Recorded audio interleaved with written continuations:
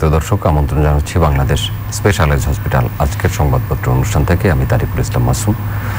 যেখান থেকে আমাদের সাথে যুক্ত হয়েছেন সবাইকে শুভেচ্ছা জানিয়ে শুরু করছি আজকের অনুষ্ঠান। আজ আমাদের সাথে স্টুডিওতে আলোচনার জন্য উপস্থিত আছেন ঢাকা শিশু হাসপাতালের এইচডিইউ এবং আইসোলেশন বিভাগের প্রধান ডক্টর রিয়াজ মোবারক। আপনাকে স্বাগত জানাচ্ছি। ভালো আছেন? এই তো ভালো আছি তো বলতেই হবে, কিন্তু আমরা কি আদৌ ভালো আছি কিনা এই অবস্থায়? সম্মিলিত ভালো থাকাটা জরুরি। রাইট। দেখে আসবো পত্রিকাগুলোর শিরোনাম। দৈনিক ইত্তেফাক, দেশ জুড়ে বিএনপির বিক্ষোভ সমাবেশ। নওগাঁ, কিশোরগঞ্জ, রণক্ষেত্র, পুলিশ সহ অর্ধশতাধিক আহত। চট্টগ্রামে ডাক্তার শাহাদাত সহ 15 নেতাকর্মী কারাগারে। করোনার ঝুঁকিতে 29 জেলা। স্বাস্থ্যবিধি পালনে আজ থেকে কঠোর অবস্থানে যাচ্ছে আইন শৃঙ্খলা বাহিনী। টানা 2 দিন 5,000-এর বেশি শনাক্ত। তারল্য সংকট মোকাবিলায় বৈশ্বিক পদক্ষেপ জরুরি, প্রধানমন্ত্রী। মানব জমিন, ঘরোয়া কর্মসূচি পালনের নির্দেশনা আওয়ামী লীগের। হেফাজতের সঙ্গে বিএনপির কোনো সম্পর্ক নেই, উল্টো পথে বাংলাদেশ। করোনায় মৃত্যু 9,000 ছুঁই। সংক্রমণ হার আরও বাড়ল। শেষ 24 ঘন্টায় 45 জনের মৃত্যু। দ্বিতীয় দিনের মতো শনাক্ত 5,000 ছাড়িয়েছে। গার্ডিয়ানের সতর্কতা, 1 বছরের মধ্যে নতুন টিকা প্রয়োজন বলছেন বিজ্ঞানীরা। গণপরিবহন চলবে অর্ধেক যাত্রী নিয়ে। বাস ভাড়া 60 বাড়ছে। কি ঘটেছিল সেদিন ব্রাহ্মণবাড়িয়ায়? দেশ রূপান্তর, স্বাস্থ্যবিধি না মানলে বড় বিপদ। করোনা সংক্রমণ রোধে 18 দফা নির্দেশনা। 2 দিন ধরে রেকর্ড শনাক্ত। 24 ঘন্টায় শনাক্ত 5,042। আজ থেকেই অর্ধেক যাত্রী নিয়ে চলবে বাস, ট্রেন। বাস ভাড়া বাড়ল 60%। করোনা সংক্রমণ বাড়ায় স্থগিত হতে পারে ইউপি নির্বাচন। ব্রাহ্মণবাড়িয়ায় হেফাজতের তাণ্ডব। সুরের শহরে কাঁদছে শারদ। যায় দিন, করোনা ভয়ঙ্কর, কঠোর সরকার। ভয়াবহ সংক্রমণ মোকাবিলা। করোনা মোকাবিলায় এবার 18 দফা নির্দেশনা। 3 জেলায় 14 মামলা, আসামে প্রায় 11,500। হেফাজতের তাণ্ডব। করোনায় একদিনে 5,042 শনাক্ত। মোট মৃত্যু 9,000 ছুঁই। ল্যাব নয়, করোনা সম্ভবত প্রাণী থেকে এসছে, ডাব্লিউএইচওর প্রতিবেদন। ভোরের কাগজ, পরিকল্পিত হামলায় তছনছ শহর। ব্রাহ্মণবাড়িয়ায় হেফাজতের তাণ্ডব। টার্গেট শিল্প সংস্কৃতি, সংখ্যালঘু, মুক্তিযুদ্ধের চেতনা। করোনার ভয়াবহ ছোবল, সরকারের নির্দেশনা বাস্তবায়নই চ্যালেঞ্জ। মানবকণ্ঠ, মানুষ বাঁচাতে ফের কঠোর পদক্ষেপ। করোনা রোধে 18 দফা নির্দেশনা। সংক্রমিত হওয়ার সঙ্গে সঙ্গেই শ্বাসকষ্ট, লাগছে আইসিইউ। হাসপাতালে বেড সংকট চরমে। টানা দ্বিতীয় দিন শনাক্ত 5,000-এর উপরে, মৃত্যু 45। করোনা ভাইরাস সম্ভবত প্রাণী থেকে এসেছে। হেফাজতের তাণ্ডবে নেতৃত্ব ও উস্কানিদাতারা নজরদারিতে। বণিক বার্তা, ভারতের টিকা সবচেয়ে বেশি রফতানি হয়েছে বাংলাদেশে। আধুনিক আবাসন খাতের রূপকার জহুরুল ইসলাম। সময়ের আরো, ভয়াবহ রূপে করোনা। প্রাণ হারিয়েছে আরও 45 জন। টানা 2 দিন শনাক্ত 5,000-এর ওপরে। 29 জেলা ঝুঁকিপূর্ণ, হাসপাতালের শয্যা খালি নেই। হেফাজতের তাণ্ডব, রাজধানীসহ 3 জেলায় 22 মামলায় আসামি 25,000, যে কারণে ঢাকার বাইরে নীরব ছিল আওয়ামী লীগ। ইনকিলাব, করোনা আতঙ্কে দেশ। রেকর্ড সংক্রমণ, স্বাস্থ্যবিধি মানার বালাই নেই। আইসিইউ শয্যা যেন সোনার হরিণ। 1 মাস আগেই পদক্ষেপ দরকার ছিল। ভয়াবহ পরিস্থিতির আশঙ্কা বিশেষজ্ঞদের। দিনকাল, বাস ভাড়া বাড়ল 60%। বিএনপির বিক্ষোভে পুলিশের হামলা, গুলি, আহত শতাধিক। সংগ্রাম, অপ্রতিরোধ্য হয়ে উঠেছে কিশোর গ্যাং। অনিশ্চয়তায় উদ্যোক্তাদের বিনিয়োগ সিদ্ধান্ত। রাজস্ব ঘাটতি বাড়ায় ঋণগ্রস্ত হয়ে পড়ছে সরকার। করতোয়া, প্রথম পৃষ্ঠাটা সম্ভবত বিজ্ঞাপন। দ্বিতীয় পৃষ্ঠা দেখে নেব। ভয়ঙ্কর রূপে করোনা, দেশে 2 দিনের রেকর্ড শনাক্ত 10 সহস্রাধিক। 90 জনের মৃত্যু। মোট মৃত্যু 9,000 ছুঁই। মোট শনাক্ত 6,05,937 জন। আইসিইউ এর জন্য হাহাকার। The business standard, SME needed financial aid most yet deprived Bangladesh bank. টেবিলের পত্রিকাগুলো যেসব শিরোনাম পড়েছি বেশিরভাগই পড়তে হয়েছে করোনা বিষয়ক শিরোনাম। আমরা গত দুদিনে 5,000-এর বেশি করে শনাক্ত পেয়েছি। 45 জনের মৃত্যু হয়েছে। আইসিইউ ফাঁকা নাই, আইসিইউ যেন সোনার হরিণ। সংক্রমণ বাড়ছে, আবার বাস ভাড়া বাড়ছে, অর্ধেক যাত্রী নিয়ে চলতে হবে, ট্রেনও চলবে। স্বাস্থ্যবিধি মানার ক্ষেত্রে কঠোর হচ্ছে সরকার। ভ্যাকসিন দেওয়ার দ্বিতীয় দফা শুরু হবে 8 এপ্রিল থেকে।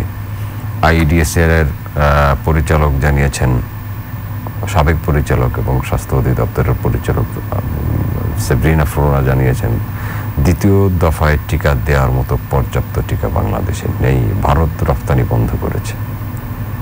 কোন অবস্থায় আছি আমরা? হ্যাঁ, আমার মনে হয় যে যেসব খবরগুলি পেলাম তার মধ্যে আমার ইন্টারেস্টে যেসব টপিকগুলি সেগুলি নিয়ে আমি আলাপ করব অবশ্যই। তবে 3 ধাঁচের খবর নিয়ে আমি একটু আমি কি বলবো, ভূমিকা রাখতে চাই। 1 নম্বর হলো করোনা, 2 নম্বর হলো একটা পলিটিক্যাল আনরেস্ট আমরা দেখতে পাচ্ছি ব্রাহ্মণবাড়িয়ায়, উন্মত্ত কিছু লোকজন, তারপর আরেকটা পলিটিক্যাল পার্টির কি বলে যে বিক্ষোভ ইত্যাদি, হ্যাঁ এই জিনিস। এবং 3 নম্বর দেখতে পাচ্ছি কিশোর গ্যাংয়ের অপ্রতিরোধ্যতা, যেটা খুবই কষ্টকর একটা ব্যাপার। 3টেই কিন্তু ইম্পর্টেন্ট ইস্যু, কিন্তু এই মুহূর্তে আমি বলবো যে পলিটিক্যাল ইস্যুটাকে বাদ দিয়ে আমাদের একটাই পলিটিক্স হওয়া উচিত, সেটা হলো যে আমাদের করোনাকে প্রতিরোধ করা এবং মানুষকে সচেতন করা, করোনাকে কিভাবে প্রতিরোধ করা যায়। কারণ করোনার এটা নতুন মিউটেশন, এটা কোন মিউটেশন আসছে। আমি একবার বলেছিলাম আপনাদের যে হাজার হাজার বার করোনা তার রূপ পরিবর্তন করেছে বিগত বছরে, যখন থেকে উহানের করোনা শুরু হয়েছে। এখনকার করোনা সম্পূর্ণ নতুন, এবং করোনার এই নতুন ধাঁচটা বা নতুন ভ্যারিয়েন্টটা, মিউটেটেড ফর্মটা খুব দ্রুত ছড়ায়। এবং এটা কিছু কিছু এমন না যে আগে ছিল যে কোমরবিডিটি, যাদের অন্যান্য অসুখ বিসুখ আছে তাদেরকেই বেশি ক্ষতিগ্রস্ত করে, সেটা না। এখন দেখা যাচ্ছে যে কিছু কিছু তরুণও অতিরিক্ত ক্ষতিগ্রস্ত হচ্ছে এবং মারাত্মক আকার ধারণ করছে। এই মুহূর্তে আমাদের করোনা নিয়েই চিন্তা ভাবনা করা উচিত। বিক্ষোভ, মিছিল কিংবা ভাঙচুর এসব জিনিস নিয়ে চিন্তা ভাবনা করা উচিত না। কারণ আমাদের শত্রু হওয়া উচিত করোনা ভাইরাস। আমরা মানুষ একে অপরের শত্রু হব, সেটা আমরা চাচ্ছি না। আমি খুব পোলাইট ওয়েতে, আমি পলিটিক্যাল কোনো বক্তব্য রাখতে চাই না, এবং আমার যেটা নিউট্রাল মনোভাব এবং মতবাদ এটা হলো সেটা। এখন করোনার যে প্রবলেম সেটা হলো যে আমাদের আগামীতে যখন সেকেন্ড এপিসোড যেটা হবে সেটা হলো টিকা দেওয়ার দ্বিতীয় ধাপ। সেখানে যেটা হবে যে সেখানে আমরা টিকার একটা ঘাটতি পাবো, এবং সেই সময় আমাদের কিছু টিকা এক্সট্রা লাগবে। আমাদের অতি গুরুত্বপূর্ণ ফ্রন্টলাইনারদের তো আমাদের টিকা দিতে হবেই, এবং তারপরে কিছু বয়োজ্যেষ্ঠদের টিকা দিতে হবে। তারপর হয়তো কিছু কিছু টিকা আমরা একটা শর্টেজে চলে যাব। আপনি যেটা বললেন যে সাবরিনা ফ্লোরা যেটা বলেছে যে আমাদের টিকা যথেষ্ট নাম্বারে নেই, সংখ্যক নেই, এবং ইংল্যান্ডের মতো রাষ্ট্র, ইউকের মতো রাষ্ট্র বলেছে যে আমরা আমাদের নিজেদেরই টিকা ইনাফ নেই যে আমরা অন্য দেশকে টিকা দেব। এবং আমার মনে হয় যে ভারতেও একই রকম অবস্থা হবে, যেটা একসময় সবচেয়ে বেশি টিকা রপ্তানি করেছিল আমাদেরকে। ভারত এখন আমাদের আগামীতে টিকা দিতে পারে কিনা সেটা নিয়ে আমরা চিন্তাগ্রস্ত। কিন্তু সবচেয়ে বেশি চিন্তাগ্রস্ত যেটা, যে এই করোনার টিকাটা আমাদের এই নতুন করোনার ভ্যারিয়েন্ট কিংবা মিউট্যান্ট ফর্ম এইটাকে কতখানি প্রতিরোধ করতে পারে, সেটা একটা ইম্পর্টেন্ট জিনিস। এবং একটা নিউজে দেখেছেন যে এই 1 বছরের মধ্যে আবার নতুন একটি টিকা দ্রুত আমাদের আবিষ্কার করতে হবে এবং সেটা মানুষের মধ্যে দিতে হবে। এবং এই সময়টার মধ্যে কিন্তু আমরা অনেকগুলি জীবনকে হারাবো, অনেক মানুষ কিন্তু এই সময়টার মধ্যে আমাদের এই পৃথিবী থেকে চলে যাবে। এটা একটা দুঃখজনক ব্যাপার। তো এটা একটা হোল ওয়ার্ল্ডের প্যান্ডেমিক ক্রাইসিস, মানে সারা পৃথিবীর ক্রাইসিস। আর আমাদের দেশের ক্রাইসিস এটা। আমরা একটা জায়গায় দেখেছি যে লিখেছে যে করোনা আতঙ্কে বাংলাদেশ। তো আমি বলবো করোনা আতঙ্কে বাংলাদেশ পুরো না। কিছু কিছু লোক আমরা করোনায় আতঙ্কে আছি, এবং আমরা করোনায় যদি সত্যিই আতঙ্কে আমরা থাকতাম তাহলে আমরা করোনা প্রতিরোধক সব রকম ব্যবস্থাই মেনে নিতাম। আমরা এখনো দেখতে পাচ্ছি যে অসংখ্য লোক মাস্ক ছাড়া ঘুরে বেড়াচ্ছে, অসংখ্য লোক এই করোনার যে নীতি নির্ধারণ প্রতিরোধ করার সেগুলো মেনে চলছে না। তাহলে আমি বলবো কিভাবে করোনা আতঙ্ক? উৎসবের সময় তারা একসাথে জড়ো হচ্ছে, এবং আমার মনে হয় যে আগের মতো উপাসনালয়গুলোতে, মসজিদগুলোতে যথেষ্ট ভিড় হচ্ছে, উপড়ে পড়ছে মানুষ, এবং আগামী রোজার সময় হয়তো আরও বেশি লোকজন মসজিদে যাবে। তো সেগুলোর ব্যাপারে আমার মনে হয় যে বেশি আমাদের যারা আমাদের ধর্মগুরু তাদেরকে কিন্তু এই মসজিদ মন্দির বলেন বা চার্চ বলেন এসব জায়গায় যাওয়ার ব্যাপারে একটা নীতি নির্ধারণ করে দেয়া উচিত। এটা একটা ইম্পর্টেন্ট জিনিস। আমরা নিজেরা ভাঙচুর না করে যদি এই জিনিসগুলি নিয়ে বেশি চিন্তা করি তাহলে আমাদের দেশের কল্যাণ হবে, এটা আমি মনে করি। আর দ্বিতীয় জিনিস হলো যে আমাদের নিজেদের মধ্যে যথেষ্ট পরিমাণের সচেতনতা নেই, যেটা আমাদেরকে আবার তৈরি করতে হবে। শুধু সরকার আমাদেরকে কিছু আইন কিংবা আইন প্রণেতারা যদি কিছু আমাদের অনুশাসন ইম্পোজ করে দেয় এবং সেটা আমরা মেনে চলব, সেটা কিন্তু ঠিক না। এটা একটা টপ ডাউন অ্যাপ্রোচ। আমাদের নিজেদের একটা স্টেক হোল্ডার অ্যাপ্রোচ যেটা বলে, যেটা হল যে আমাদের নিজেদেরকে কোঅপারেট করতে হবে এই আইন প্রশাসন প্রণেতাদেরকে এবং সরকারকে, এবং আমাদের নিজেদের যথেষ্ট সচেতন হতে হবে। এটা খুব ইম্পর্টেন্ট একটা জিনিস। বিশ্ব পরিস্থিতির দিকে যদি একটু নজর দিই, আমরা একদিনে সর্বোচ্চ 10 লাখের মতো শনাক্ত হয়েছে আজ, গত একদিনে। হ্যাঁ, সব দেশেই বাড়ছে। বাংলাদেশে 5,000 হয়েছে, সেটাও যেমন, বিশ্বে কিন্তু 10 লাখ হয়েছে। হ্যাঁ, কিন্তু বিশ্বে যেটা হয়েছে সেটা হলো যে বিশ্বে আমাদের সচেতনতা, মানুষের মধ্যে আতঙ্ক বিশ্বে কিন্তু অনেক বেশি, এবং তারা কিন্তু এখন অনেকেই মাস্ক ব্যবহার করছে, এবং অনেকেই কিন্তু রোগ প্রতিরোধক সব কিছু নিয়ে চিন্তা করছে যে কিভাবে আমরা চলাফেরা করব। চলাফেরাও তারা কিন্তু সচেতন হচ্ছে, কিন্তু আমরা কিন্তু হচ্ছি না। আমরা বলছি যে আমরা আতঙ্কিত, কিন্তু আপনি বাইরে যান, বাইরে দেখবেন যে আমরা মোটেই আমাদের সেই আতঙ্কের যে কাজকর্ম আমরা করছি না। আমরা কিন্তু অনেকেই মাস্ক ছাড়া ঘুরে বেড়াচ্ছি। আমি দুইটা বিষয় একটু আপনার কাছে জানতে চাই। 1 বছরের মধ্যে নতুন টিকার প্রয়োজনীয়তার কথা বলেছেন বিজ্ঞানীরা, একটা শিরোনাম পড়েছে, এই বিষয়ে আপনি একটু কথা বলেছিলেন। বিভিন্ন দেশে বিভিন্ন ভ্যারিয়েন্ট স্ট্রেইন পাওয়া গেছে, যুক্তরাজ্যে বা দক্ষিণ আফ্রিকায় বা বাংলাদেশেও একটা বাংলা মিউটেশনের কথা বলা হয়েছে। এক এক দেশে যদি এক এক ধরনের ভ্যারিয়েশন থাকে তাহলে একটা টিকায় কি হবে, নাকি সেই স্ট্রেইন অনুযায়ী নতুন নতুন টিকা তৈরি করতে হবে? অ্যাকচুয়ালি খুব ডিফিকাল্ট হবে করোনা নিয়ে এ ব্যাপারে কথা বলা, কারণ আমরা যেমন খুব ফ্লু ভ্যাকসিন আমরা খুব সহজেই যেমন গত 2-3 বছরের ভ্যারিয়েন্টসগুলিকে একসাথে করে একটা ভ্যাকসিন তৈরি করে ফেলি। এখন করোনা কি সেই ধরনের কোনো টিকা কি আমরা তৈরি করতে পারবো কিনা সেটা আমি জানি না। আর আপনি যেটা আঞ্চলিকতা বললেন যে আমাদের যদি বাংলা মিউটেশন হয় তাহলে বাংলা মিউটেটেড ফর্মের জন্য কিন্তু আমাদের ভিন্ন টিকা দরকার হতে পারে, বা সাউথ আফ্রিকান মিউটেশনের জন্য আমাদের ভিন্ন একটা টিকা দরকার হতে পারে। তো সেগুলো করতে গেলে কিন্তু আমাদের জন্য খুব ডিফিকাল্ট হবে। আমাদের মতো একটা কি বলে যে ডেভেলপিং কান্ট্রিজের জন্য বা অন্যান্য ডেভেলপিং কান্ট্রিজের জন্য সেটা খুবই ডিফিকাল্ট হবে। একটা কমন টিকা আমাদেরকে যেটা সারা বিশ্বেই চালু হবে, এমন একটা কমন টিকা কিন্তু আমাদের তৈরি করতে হবে মিউটেটেড ফর্মের জন্য, যদি নতুন টিকা আমরা তৈরি করতে চাই। এবং সেই ব্যাপারে কিন্তু বিজ্ঞানীদের জন্যে, টিকা বিজ্ঞানীদের জন্যে একটা বিশাল চ্যালেঞ্জ, যে এই কমন টিকাটা যেটা সাউথ আফ্রিকাতেও ব্যবহৃত হবে, যেটা বাংলাদেশেও ব্যবহৃত হবে এবং সেটা কিছুটা হলেও কাজ করবে। তো সেই ধরনের একটা প্রক্রিয়া আমাদের যেতে হবে, এটা ইম্পর্টেন্ট। আর একটা বিষয়, যে কথাগুলো বলার কোনো অর্থ হয় না, যেমন আবার বেসামরিক বিমান চলাচল কর্তৃপক্ষের পক্ষ থেকে বলা হয়েছে যারা ইউরোপ এবং যুক্তরাজ্য থেকে আসবেন তাদের জন্য 14 দিনের কোয়ারেন্টাইন বাধ্যতামূলক, তারা নেগেটিভ সার্টিফিকেট নিয়ে আসলেও।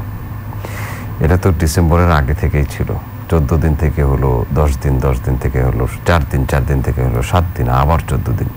আমরা বোধহয় এর মধ্যেই যুক্তরাজ্যের স্ট্রেইনের মিউটেশন বাংলাদেশে করে ফেলেছি।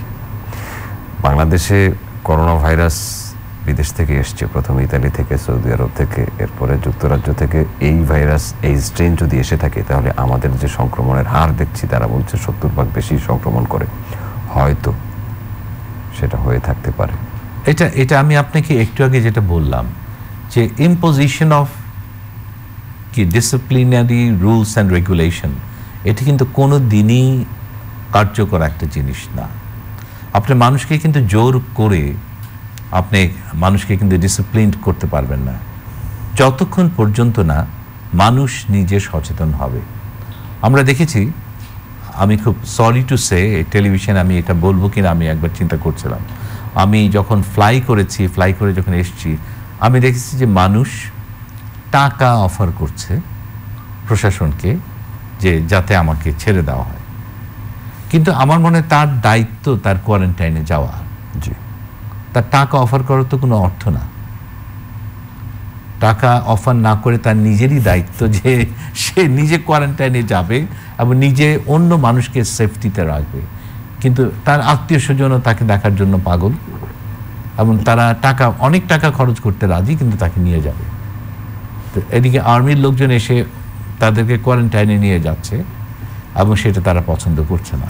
তো এই ধরনের অ্যাটিটিউড যদি আমাদের থাকে, তাহলে আমরা কিন্তু যতই আপনার গভর্নমেন্টে বলেন 14 দিন বা 28 দিন বা 1 মাস যে কোয়ারেন্টাইন রাখবেন, 5 স্টার হোটেলে রাখবেন বা যেখানে রাখবেন, সেটা কিন্তু সরকার কিংবা আমাদের কি বলে যে আমাদের কর্তৃপক্ষ যদি সেটা করে, তা সেটা তো কার্যকর হবে না। আচ্ছা, একটা পড়েছি যে এখন যারা সংক্রমিত হচ্ছেন তাদেরকে খুব দ্রুতই হসপিটালাইজ হতে হচ্ছে, শ্বাসকষ্ট বেড়ে যায়। এটা কি নতুন লক্ষণ না আগের লক্ষণের? আপনি তো আক্রান্ত হয়েছিলেন। নতুন লক্ষণের মধ্যে আমি দেখতে পাচ্ছি একটা জিনিস হলো যে ইয়াং ছেলে মেয়েদের শ্বাসকষ্ট হচ্ছে, তারা কমপ্লেন করছে। তাদের মধ্যে আরেকটা জিনিস হচ্ছে, আমরা দেখতে পাচ্ছি যে একটা প্যানিক অ্যাটাক হচ্ছে, আতঙ্ক অ্যাটাক, যে জিনিসগুলি কিন্তু আগের ভ্যারিয়েন্টে ছিল না। আমরা একটু বয়স্ক লোকদের মধ্যেই শ্বাসকষ্ট বেশি দেখেছি এবং আমার মনে হয় যে আপনার সাথে আমি একমত যে নতুন ভ্যারিয়েন্টগুলিতে জ্বর অনেক সময় একেবারেই থাকে না, কিন্তু শ্বাসকষ্ট হচ্ছে এবং এটার নতুন কিছু উপসর্গ আমাদেরকে নির্ধারিত করতে হবে, যে উপসর্গ দিয়ে আমরা নতুন ভ্যারিয়েন্টকে ডিফাইন করতে পারবো। এবং আমরা দেখতে পাচ্ছি, আমরা যেগুলি পাচ্ছি, আমি রিসেন্টলি আমার প্রাইভেট প্র্যাকটিসেও যথেষ্ট সংখ্যক ধরেন কিশোরীকে আমি করোনা পজিটিভ পাচ্ছি এবং করোনা সাইন সিমটম সহ পাচ্ছি। তো যেটা ইম্পর্ট্যান্ট একটা ইস্যু, যে শুধুমাত্র যে বয়োজ্যেষ্ঠ কিংবা যাদের মধ্যে অন্যান্য অসুখ বিসুখ আছে তারাই আক্রান্ত হচ্ছে সেটা না, সবাই কিন্তু আক্রান্ত হচ্ছে এবং এটা একটু ভীতিকর ব্যাপার। এই কারণে আমি বলবো যে আমাদের সচেতনতা আরও বেশি হতে হবে। আমাদের শুধুমাত্র টপ ডাউন অ্যাপ্রোচে যে আমি আপনাকে অর্ডার করব আপনি এইভাবে চলবেন, সেটা হবে না। আমাদের নিজস্ব একটা সংবেদনশীল আমাদের এই যে টপ ডাউন অ্যাপ্রোচকে আমাদের অ্যাকসেপ্ট করে নেওয়ার মতো একটা স্টেক হোল্ডার অ্যাপ্রোচ আমরা বলি, যে উভয়ে মিলে যে সার্ভিসটা নেবে সেও কোঅপারেট করবে, আর যে দেবে সার্ভিসটা, যে অর্ডারটা দেবে সেও কোঅপারেট করবে। উভয়ের একটা সম্মিলন থাকতে হবে এবং সব কিছু ভুলে গিয়ে আমাদেরকে, যেমন এই যে কিশোর গ্যাংয়ের কথা বললেন, এটা কিন্তু আরেকটা ইস্যু। এটা হলো মানে অ্যাডোলেসেন্ট সাইকিয়াট্রির একটা ইস্যু, অ্যাডোলেসেন্ট সাইকোলজির একটা ইস্যু, ক্লিনিক্যাল সাইকোলজির একটা ইস্যু। নতুন নতুন ইস্যু। একটা সময় ছিল যে ড্রাগস একটা বিগ ইস্যু ছিল, একটা সময় ছিল যে কি বলে যে জঙ্গিবাদ একটা বিগ ইস্যু ছিল কিশোরদের মধ্যে। এখন একটা সময় নতুন হয়েছে কিশোরদের মধ্যে এই যে আপনার জুভেনাইল ডেলিনকুয়েন্সি, এটা কিন্তু খুব একটা খারাপ জিনিস হয়ে দাঁড়াতে পারে এক সময়। তো এগুলিকেও আমাদের কিছু কিছু আমাদের মনস্তাত্ত্বিক পর্যালোচনা করা উচিত, এবং আমাদের এদেরকে যদি আমরা ডাইভার্ট করে নিয়ে আসতে পারি করোনা প্রতিরোধে বা প্যান্ডেমিক প্রতিরোধে, তাহলে আমার মনে হয় এগুলি থেকে আমরা অনেকখানি মুক্তি পাবো। 1 মিনিটের মতো সময় পাবো। চিকিৎসা কি করা দরকার বা কি করতে হবে বা কি চিকিৎসা দিচ্ছেন আপনারা যারা আক্রান্ত হচ্ছে? এ কথা অনেকবার আগেও বলেছেন, রাইট, নতুন করে আবার একটু শুনতে চাই। চিকিৎসা অ্যাকর্ডিং টু উপসর্গ। আপনার উপসর্গ যদি খুব খারাপ হয়, আপনার যদি স্যাচুরেশন যদি খুব কম হয়, তখন আপনাকে অবশ্যই অক্সিজেন লাগবে এবং হসপিটালে ভর্তি হতে হবে। এবং আপনার যদি সাধারণ উপসর্গ হয়, তাহলে সাধারণভাবেই এটাকে হ্যান্ডেল করতে হবে। জ্বরের জন্য আর সামান্য শ্বাসকষ্টের জন্য যদি দরকার হয়, আমরা একটু অক্সিজেন সামান্য ব্যবহার করতে পারি। সর্দি কাশি হলে তার জন্য আমরা অ্যান্টিহিস্টামিনিক ব্যবহার করতে পারি, গরম চা খেতে পারি এবং রেস্টে থাকতে পারি, এবং নিউট্রিশাস ভালো খাদ্য আমরা খেতে পারি। এটাই ইম্পর্টেন্ট জিনিস। চিকিৎসাটা আসলে জেনারেলাইজ করা যাবে না। চিকিৎসা ডিপেন্ড করে উপসর্গটা কত খারাপ, কত মারাত্মক, সেটা ইম্পর্টেন্ট। ধন্যবাদ আপনাকে আমাদের সাথে থাকার জন্য। অনেক ভালো ভালো কথা শুনলাম আপনার কাছ থেকে। এই কথাগুলো মানুষ মেনে চললেই হয়। দর্শক, আপনাদেরকে ধন্যবাদ এতক্ষণ আমাদের সাথে থাকার জন্য। আগামী অনুষ্ঠান দেখার আমন্ত্রণ জানিয়ে বিদায় নিচ্ছি। দেখা হতে পারে আগামী অনুষ্ঠানে। ভালো থাকবেন সবাই। আপনাদের সবার জন্য শুভকামনা রইল।